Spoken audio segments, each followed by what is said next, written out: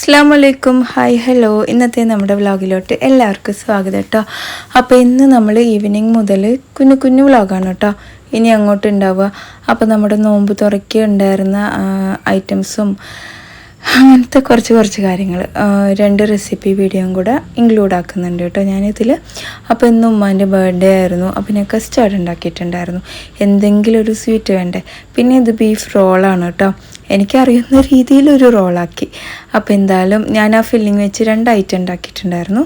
വലിയുള്ളി 2 എടുത്ത് കറിവേപ്പിലയും കുറച്ച് എണ്ണ ഒഴിച്ചു കൊടുത്തിട്ട് ഉപ്പിട്ടിട്ട് ഒന്ന് വഴറ്റിയ ശേഷം മഞ്ഞൾപ്പൊടി, കുരുമുളക് പൊടി, മീറ്റ് മസാല ചേർത്ത് കൊടുക്കുന്നുണ്ട്.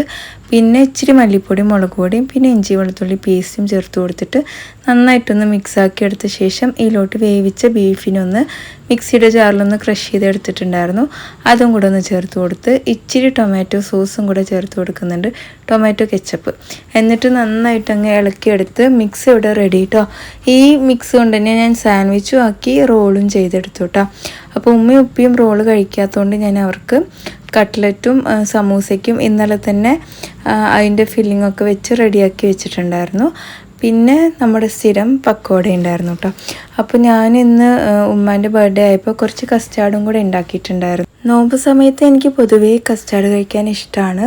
അതുകൊണ്ട് തന്നെ ആ തൊണ്ടയൊക്കെ ഇങ്ങനെ തന്നെ ഇരിക്കുന്നത്. പക്ഷെ ഞാൻ അധികം തണുപ്പൊന്നും കഴിക്കാറില്ല. അപ്പോൾ ഞാനിവിടെ ഏകദേശം ഒരു 3/4 ലിറ്റർ പാല് വെച്ചിട്ടാണ് ഉണ്ടാക്കിയിട്ടുണ്ടായിരുന്നത്. പാലിതാ ഇതുപോലത്തെ ഒരു സോസ് പാനിലോട്ട് ഒഴിച്ചു കൊടുത്തിട്ടുണ്ട്. ഇനി പഞ്ചസാരയ്ക്ക് ആവശ്യമുള്ള മധുരത്തിനനുസരിച്ച് പഞ്ചസാര. ഞാൻ പഞ്ചസാര ഭയങ്കര കുറവായിട്ടാണ് എടുത്തിട്ടുള്ളത്. പിന്നെ ഒരു 3-4 സ്പൂണ് നമ്മുടെ കസ്റ്റാർഡ് പൗഡർ പാലിലൊന്ന് മിക്സ് ചെയ്തിട്ട് ഇതിലോട്ട് ഒഴിച്ചു കൊടുത്തിട്ട് കുറച്ച് തിക്കായിട്ടാണ് ഞാൻ എപ്പോഴും കസ്റ്റാർഡ് ഉണ്ടാക്കാറ്. അത് കുറേ പേർക്ക് അറിയാം. എന്നാലും എന്നോട് പറയും മിക്സിയിലൊന്ന് അടിച്ചുകൂടെ എന്ന് ചോദിക്കും കേട്ടോ. അപ്പോൾ എന്തായാലും ആ ഒരു ലെവലിൽ ഞാൻ അങ്ങോട്ട് ചൂടാറാൻ വേണ്ടി മാറ്റി വെച്ചിട്ടുണ്ട്. പിന്നെ ഡ്രൈ ഫ്രൂട്ട്സ് ഒക്കെ ഒന്ന് കട്ട് ചെയ്തെടുക്കുകയാണ് കേട്ടോ. ആദ്യം വിചാരിച്ച് ഡ്രൈ ഫ്രൂട്ട്സ് മാത്രം ഇട്ടിട്ട് കസ്റ്റാർഡ് ഉണ്ടാക്കിയിട്ട് എടുക്കാമെന്ന് കേട്ടോ. അപ്പോൾ ഞാൻ കുറച്ച് അധികം തന്നെ ഡ്രൈ ഫ്രൂട്ട് എടുത്തിട്ടുണ്ടായിരുന്നു. പിന്നെ നമ്മുടെ കസ്റ്റാർഡ് മിക്സ് അതിലോട്ട് ഒഴിച്ചു കൊടുത്തു. പിന്നെ നമ്മുടെ കസ്കസും കൂടി ഇട്ട് കൊടുത്തിട്ടുണ്ട്. ഇനി നന്നായിട്ടൊന്ന് മിക്സ് ആക്കിയിട്ട് ഫ്രിഡ്ജിൽ കൊണ്ടുവയ്ക്കുക കേട്ടോ. തണുത്ത ശേഷം പിന്നെ എനിക്ക് തോന്നി ഇതിലോട്ട് അനാറും ആപ്പിളെങ്കിലും ഇട്ട് കൊടുക്കാമെന്ന് കേട്ടോ. കാരണം ഒട്ടും ഫ്രൂട്ട് ഇല്ലാണ്ടിരിക്കുമ്പോൾ ഒരു രസം ഉണ്ടാവില്ലല്ലോ. പിന്നെ ഞാൻ നോമ്പ് തുറക്കാൻ ആവശ്യമുള്ള ഫ്രൂട്ടൊക്കെ ഒന്ന് കട്ട് ചെയ്ത് എടുത്തിട്ടുണ്ട്. ഇവിടെ തണ്ണിമത്തൻ എടുത്തിട്ടുണ്ട്. ഏറ്റവും കൂടുതൽ കഴിക്കുന്ന ഫ്രൂട്ട് തണ്ണിമത്തൻ തന്നെയാണ്. പിന്നെ നമ്മുടെ പൈനാപ്പിൾ എടുത്തിട്ടുണ്ട്. പൈനാപ്പിൾ എപ്പോഴും കട്ട് ചെയ്തിട്ട് ഫ്രിഡ്ജിൽ വെക്കരുത്. അഥവാ വെക്കുകയാണെങ്കിൽ എയർ ടൈറ്റ് ആയിട്ടുള്ള ബൗളിലാക്കിയിട്ട് വെക്കണം. പിന്നെ ഞാൻ ഉണ്ടാക്കിയത് സ്പ്രിങ് റോള് വെച്ചിട്ട് ബീഫ് റോളാണ് കേട്ടോ ഉണ്ടാക്കിയത്. എൻ്റെ റോള് ഷീറ്റ് ഞാൻ ലുലുന്ന് മേടിച്ചതാണ്. ഫസ്റ്റത്തെ ഒരു ഷീറ്റ് കീറിയിട്ടുണ്ടായിരുന്നു കേട്ടോ. എന്ത് പറ്റിയെന്ന് എനിക്കറിയില്ല. അപ്പോൾ ഇതാ ഇതുപോലെ ഞാൻ ഓരോന്നായിട്ട് എടുത്തിട്ടുണ്ട്. എടുക്കാൻ കുറച്ച് ബുദ്ധിമുട്ടി. ഫസ്റ്റത്തെ ഒരു ഷീറ്റ് മാത്രം കുറച്ചധികം ബുദ്ധിമുട്ടി. അപ്പോൾ എന്തായാലും ഇതാ എടുത്ത ശേഷം ഞാൻ ഇവിടെ ഫില്ലിങ് ഉണ്ടാക്കിയത് ഞാൻ നേരത്തെ കാണിച്ചല്ലോ, അതൊന്ന് വെച്ച് കൊടുക്കുകയാണ്. ഇതിൻ്റെയൊക്കെ ഷോർട്ട് വീഡിയോ ഞാൻ ചെയ്യാം കേട്ടോ. അപ്പോൾ എന്തായാലും ഇതുപോലെ ഒന്ന് വെച്ച് കൊടുത്തിട്ട് ഞാൻ റോൾ ചെയ്തിട്ട് എടുക്കുകയാണ്. ഞാൻ ഭയങ്കര എക്സ്പീരിയൻസ് ആയിട്ടുള്ള ആളൊന്നുമല്ല കേട്ടോ. ഇതിൽ സമൂസ എനിക്ക് പിന്നെയും ഓക്കെ ആവും. റോൾ അങ്ങനെ ഭയങ്കര പെർഫെക്റ്റ് ഒന്നും ആവില്ല. പിന്നെ പൊരിച്ച് വരുമ്പോൾ ഒരു കാണാനൊരു ലുക്കൊക്കെ ഉണ്ടാവും കേട്ടോ. നല്ല ക്രിസ്പിയാണ് കേട്ടോ ഈ ഒരു ഷീറ്റ്. അപ്പോൾ എന്തായാലും ഞാനിവിടെ 4 റോളേ ഉണ്ടാക്കിയിട്ട് എടുക്കുന്നുള്ളൂ. ഉമ്മയും ഉപ്പയും ബീഫ് കഴിക്കില്ല. അപ്പോൾ ബാക്കിയുള്ള ബീഫ് മിക്സ് വെച്ചിട്ട് ഞാൻ 2 സാൻഡ്വിച്ചും ഉണ്ടാക്കി. എന്നിട്ട് അത് ഞാൻ ഹാഫ് ആക്കിയിട്ട് ഞങ്ങൾ 4 പേര് കഴിച്ചു. 4 റോളും കഴിച്ചു. നമ്മളിവിടെ വെറൈറ്റി ഉണ്ടാക്കുമെങ്കിലും എല്ലാതും വയറ് നിറച്ചങ്ങ് കഴിക്കൊന്നുമില്ല. ഒരു കമൻറ്റ് കണ്ടു, ഈ നോമ്പെടുക്കുന്നത് എന്തിനാണ്, ഫുഡ് കഴിക്കാൻ വേണ്ടിയിട്ടാണോ എന്നൊക്കെ കേട്ടോ. ഫുഡ് കഴിക്കാൻ വേണ്ടിയിട്ടൊന്നുമല്ല. എന്താ പറയുക, അത് കഴിഞ്ഞിട്ട് നമ്മളാകെ 2 നേരം ഫുഡ് കഴിക്കാറുള്ളൂ. നോമ്പ് തുറക്കുമ്പോൾ കഴിക്കും. പിന്നെ അത് കഴിഞ്ഞ് നമ്മൾ ഇവിടെ ഇഡ്ഡലി, ദോശ അങ്ങനത്തെ കാര്യങ്ങളൊന്നും കഴിക്കില്ല കേട്ടോ. ആർക്കും വേണ്ട.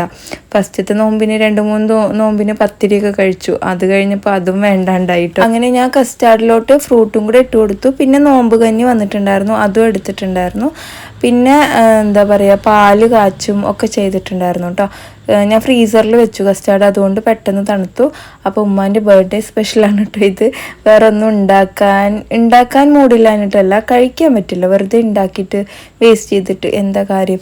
ഇപ്പോൾ തന്നെയുള്ള ഫുഡ് കറക്റ്റായിരിക്കും. ഞാൻ നോമ്പിന് പൊതുവേ കറക്റ്റ് ഫുഡ് ഉണ്ടാക്കുന്ന ആളാണ്.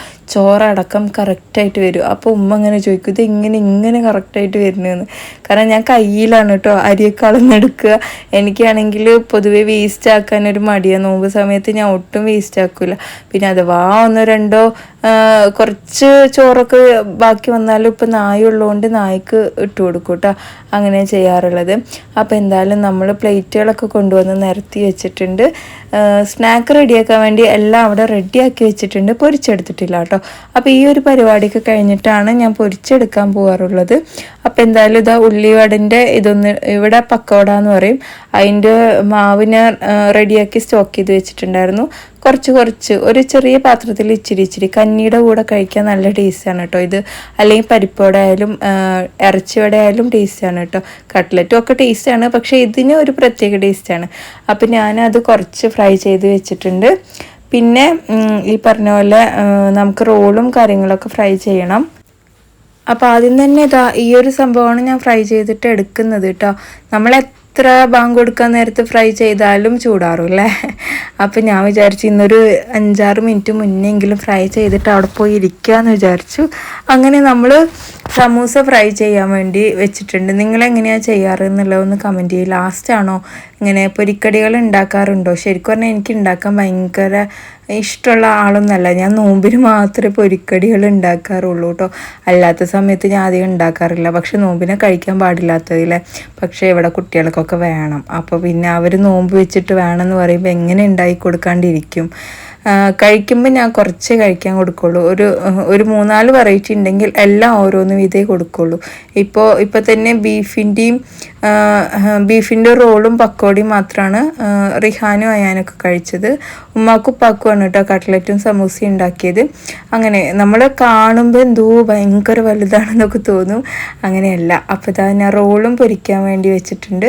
നല്ല ക്രിസ്പി ഉണ്ടായിരുന്നു കേട്ടോ റോള് കഴിക്കാൻ വേണ്ടിയിട്ട്.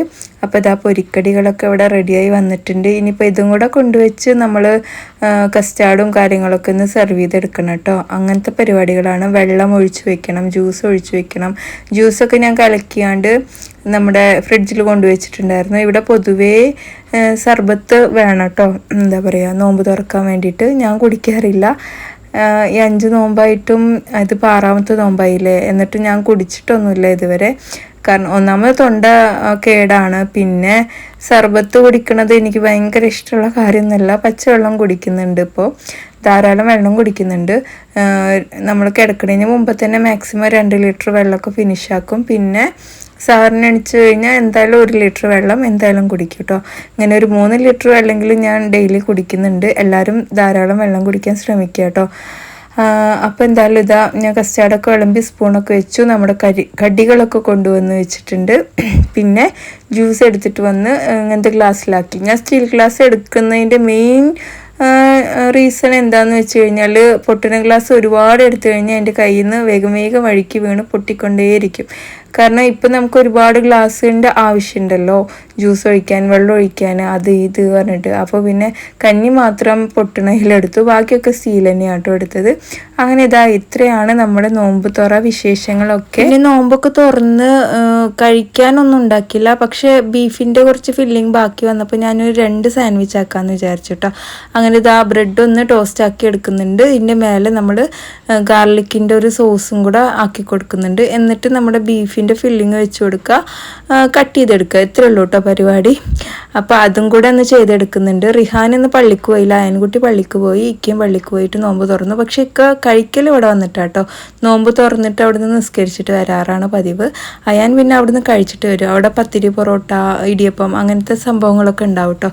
അപ്പം നമ്മുടെ ഇന്നത്തെ വിശേഷം ഇതൊക്കെ തന്നെയാണ്. നിങ്ങൾക്ക് ഇഷ്ടമായിച്ചാൽ ലൈക്ക് ചെയ്യാനും ഷെയർ ചെയ്യാനും മറക്കരുത്. മറ്റൊരു വീഡിയോയിൽ വരാം. അതുവരേക്കും എല്ലാവർക്കും bye. It's me Jini from Palakkad. നമ്മുടെ നോമ്പ് കഴിയണ വരെ ഇങ്ങനെ കുഞ്ഞു റെസിപ്പികളും നോമ്പ് തുറ വിശേഷങ്ങളൊക്കെ ആയിട്ടാണ് നമ്മുടെ വീഡിയോസ് ഉണ്ടാവുക.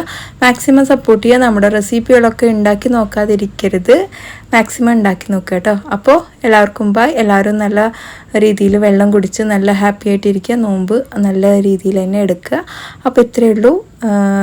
Take care, have A nice day.